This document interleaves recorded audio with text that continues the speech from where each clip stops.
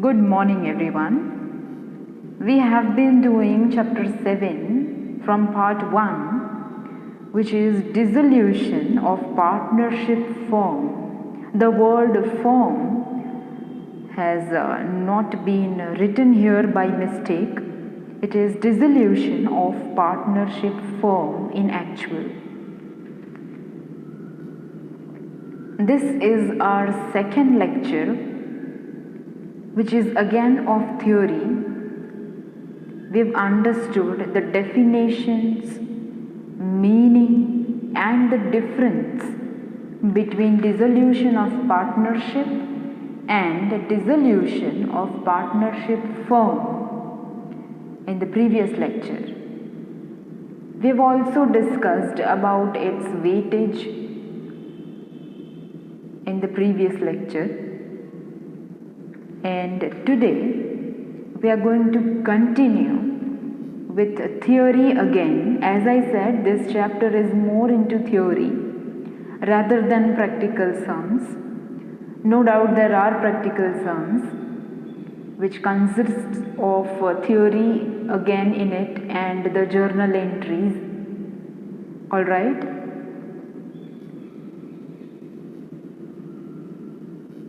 You should watch this lecture till end for complete understanding.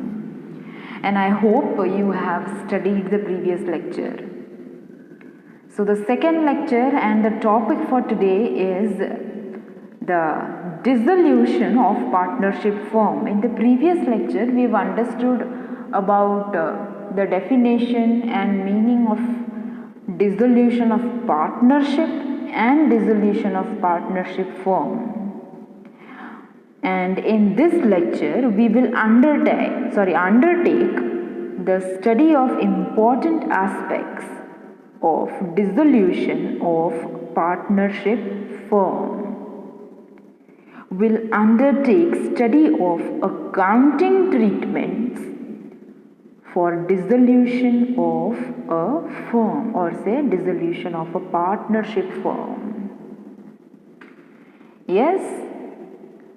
So, it is the very first methods of dissolution of a firm, the first topic and the topic for today, that is methods of dissolution of a firm.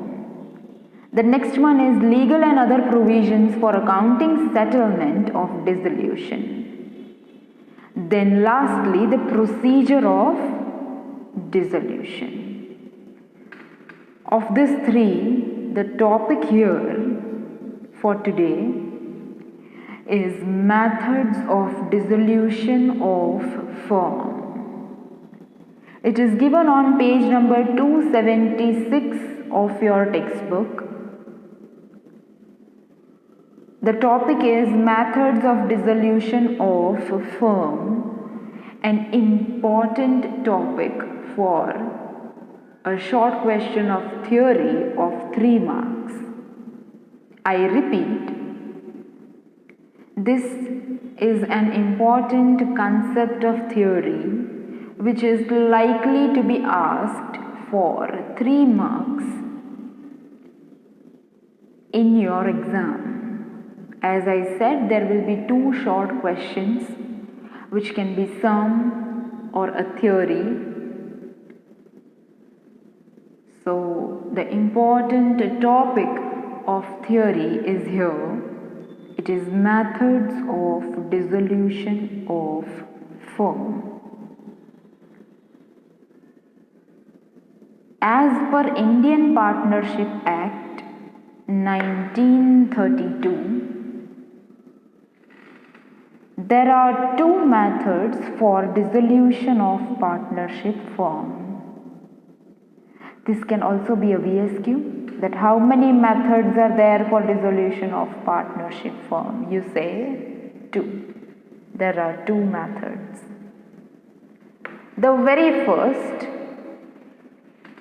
which is normal dissolution or dissolution without interference of court.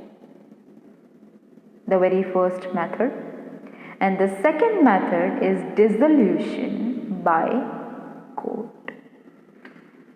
So let us study the first method of dissolution, which is normal dissolution, or say dissolution without interference of court. It is given on page number 276 of your textbook. I have presented the necessary head points here. If you want to go in detail, it is given in your textbook. Okay, so the very first point under the first method of dissolution is by agreement. I hope you know the meaning of dissolution. Yes, the end of existence. So this is the first method for the same, and the first point is by agreement. This means when all the partners agree to dissolve the firm, partnership firm can be dissolved at any point of time, and it is considered to be the voluntary dissolution. Alright? This simply means the partners of a partnership firm, if they will all agree among themselves that yes, we are willing to dissolve the firm, then partnership firm can be dissolved at any point of time if all the partners will agree among themselves, and hence it is also said to be a voluntary dissolution. Voluntary is according to your willingness, आपकी इच्छा से. Alright. The second point is dissolution as per contract. You know very well the meaning of the word, dissolution. Yes, it is dissolution as per contract and not the act. It has been misprinted or by mistake it is written act. It is dissolution as per contract.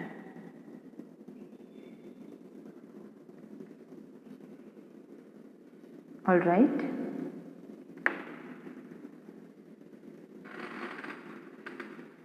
I repeat, the second point is dissolution as per contract, and there is also a point dissolution as per act actually. So if we follow the order in your textbook, so by mistake it is written dissolution as per act, which is the third point, and by mistake the second point has been skipped here. So let us understand that, and also we'll understand the third point again.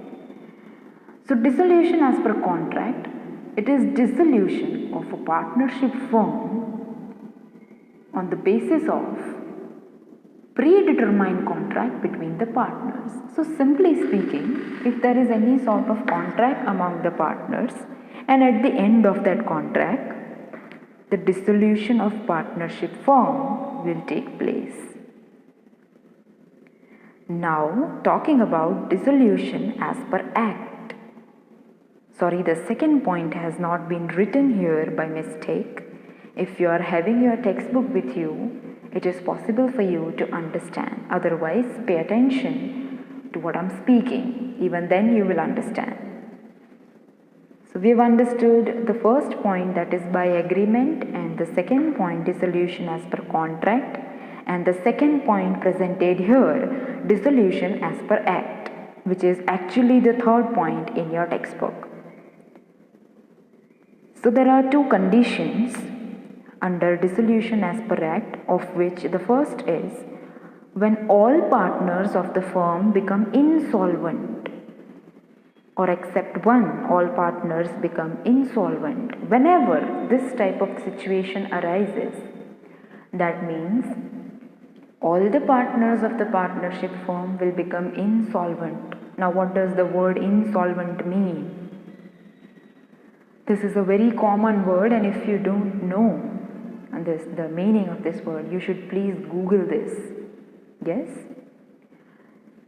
So they say that when all the partners become insolvent, that is financially incapable, simple words, still you will Google this for a better understanding. Or they say, except one, everyone becomes insolvent. In such case, the dissolution takes place. And the second condition under this heading is when business of firm becomes illegal, and that too brings end to the partnership firm. Obviously, you cannot carry out any activity, any business activity which is illegal. Illegal is the one not permitted by government. So once the business starts dealing with illegal activities, it is to be dissolved, it is to be brought to an end. The next point, dissolution on happenings of certain contingencies. Again, we have 2 points to understand here. If constituted for a fixed term, by the expiry of that term, say for example, the partnership firm comes into existence for a fixed term, fixed period of time. Yes, so on completion, on expiry of that term or that particular time, the dissolution takes place. Then, if the partnership firm was framed, was constituted for carrying out a specific aim, particular task, so on completion of that particular task, the dissolution takes place. Yes? Alright then, talking about the fourth point, dissolution by notice.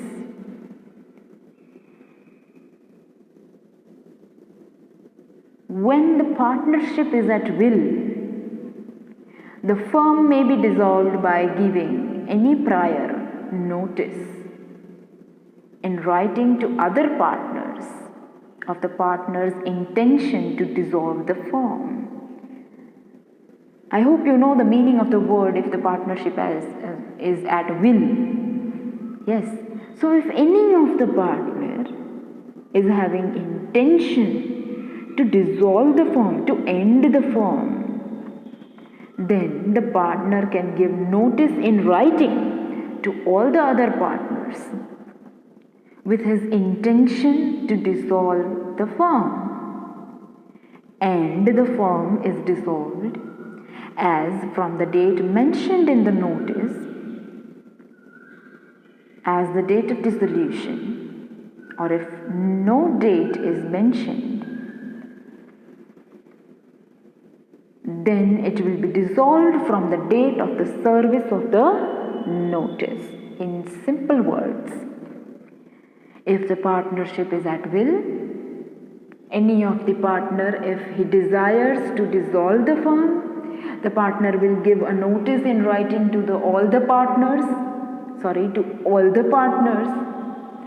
of his intentions to dissolve the firm, and the firm will dissolve on a particular date mentioned in the notice, and in case if the date is not mentioned, it will be dissolved from the date of service of the notice. Alright? So, here is the second method for dissolution, which is dissolution by court. We are dealing with the topic of methods of dissolution of firm. We have understood the first method, normal dissolution, consisting of 5 points, of which one is missing here by mistake. And now we are going to understand the second method of dissolution, which is dissolution by the court. Alright? Now this method can also be asked separately. Your question can be like, explain the normal dissolution or a dissolution without interference of court. Otherwise, the question can also be, explain the method of dissolution by the court. Yes? The separate question even can be asked. So let us see which is the first point under this method. Firstly, dissolution by court simply means that the firm will be dissolved as per the orders of the court. The first point is, when any partner becomes of unsound mind,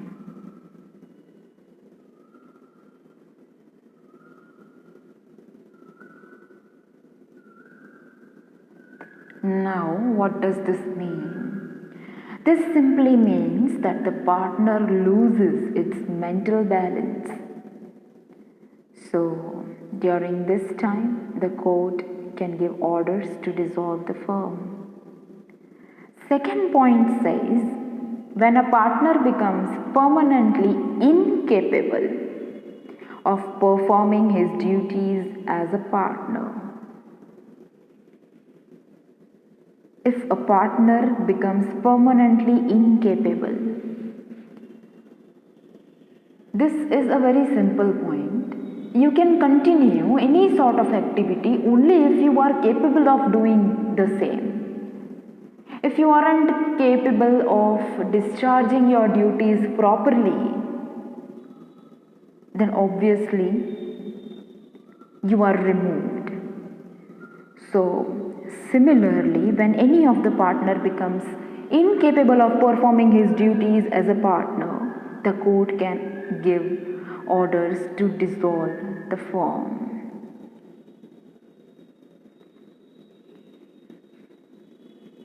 The third point says, when a partner undertakes misconduct against partnership firm or against business of a firm. Now understand a simple thing. When you visit a school, there are several rules that you are supposed to follow, and about all the rules you are instructed well in advance. So you are aware that which are the things I am supposed to do, which are the rules I am supposed to follow, which simply means that there are several things prohibited. This simply means that you are not supposed to break the rules. You are not supposed to do any sort of activity which is not allowed in school. Similarly, there are several rules and regulations to be followed once a partner enters into a partnership firm. So now, if a partner undertakes a misconduct against partnership firm or against business of firm, in such circumstances, the court can give orders to dissolve the firm. Alright? The next point says, when a partner willfully and persistently breaches the partnership agreement, there is always an agreement among the partners, which is mostly a written agreement, which is said to be partnership deed. It consists of every information about profit sharing ratio of partners, amount of capital, interest on capital, the value of goodwill, admission, retirement, terms related to the same, everything. And if any of the partner breaks the partnership agreement, yes, which is against the code of conduct of partnership firm, the situation might arise to dissolve the firm as per the orders of court. Next, when a partner transfers his whole interest in the partnership to the third party without the consent of other partners.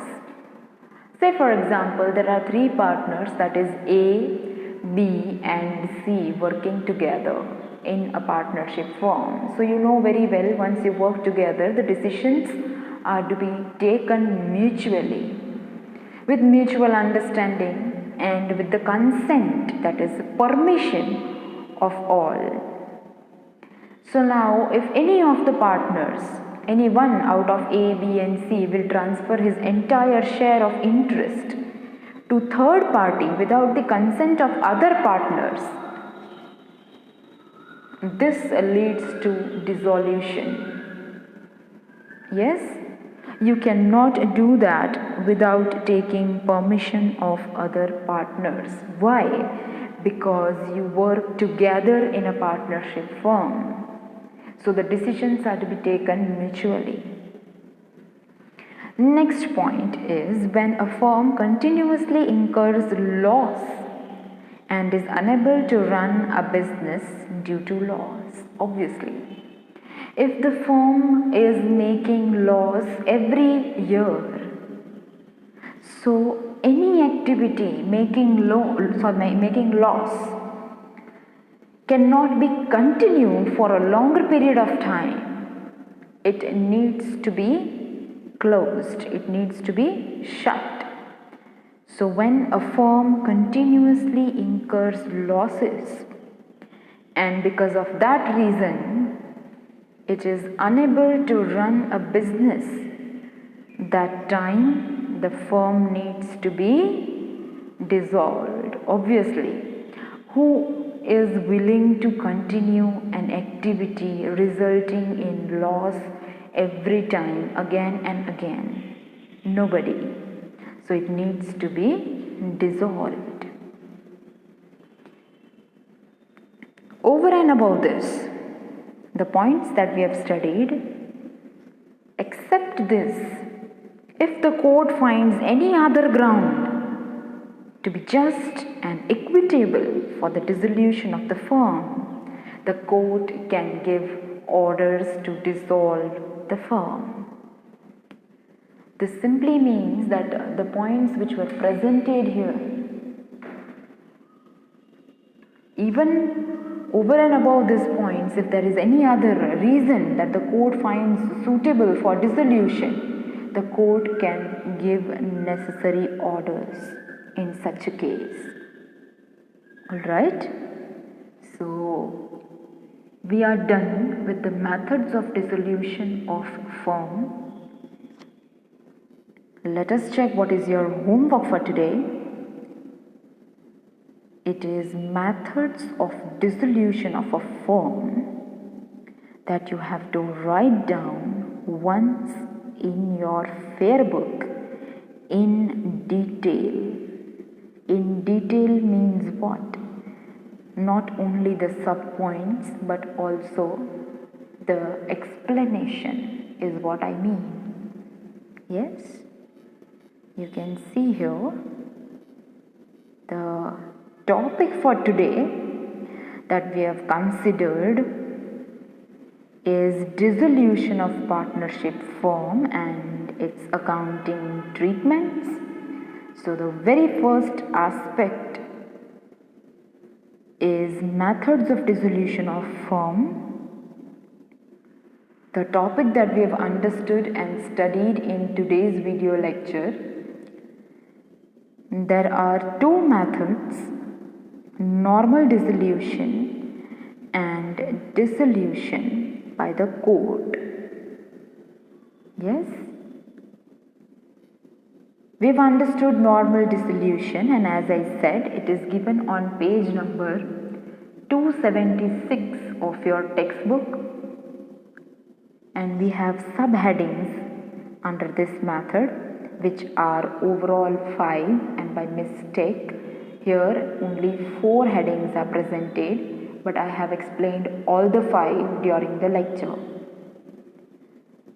So what you are supposed to do is, once you study this video lecture, after this you will read all these points in detail given to you in your textbook, and you will write it down in detail again once in your fair books.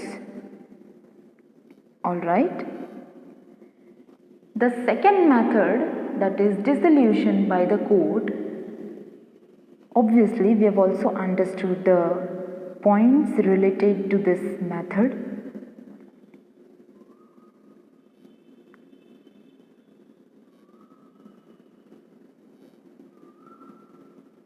Overall, there are 7 points to this method. Yes, and we have understood thoroughly and well.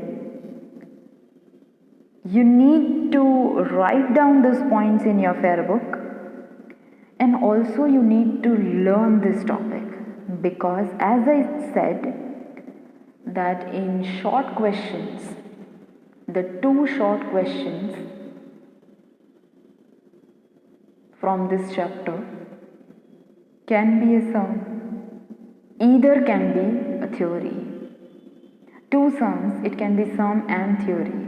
Most of your practical sums even consists of theory questions. I mean the journal entries and etc., whatever you will study needs a strong base for the theory concepts presented in the beginning of this lectures and today's lecture, of course. And as I said, the methods can be asked separately also, that explain the normal procedure of dissolution, or explain dissolution, explain the method of dissolution by the code. So it is extremely important for you to go through the entire lecture carefully, study the same. Yes, let us see once more quickly that what we have done. Of course, as I said, that we have been doing chapter 7 from part 1, dissolution of partnership firm, and this is the second lecture of theory. The first lecture we have understood the meaning and definition etc. of dissolution of firm and dissolution of partnership firm. We have also understood the difference, and I hope you have studied the first video lecture before watching this lecture. And as I have been instructing in each and every video lecture that you will watch all the lectures, you will study all the lectures completely till end. Otherwise it creates lots of confusion.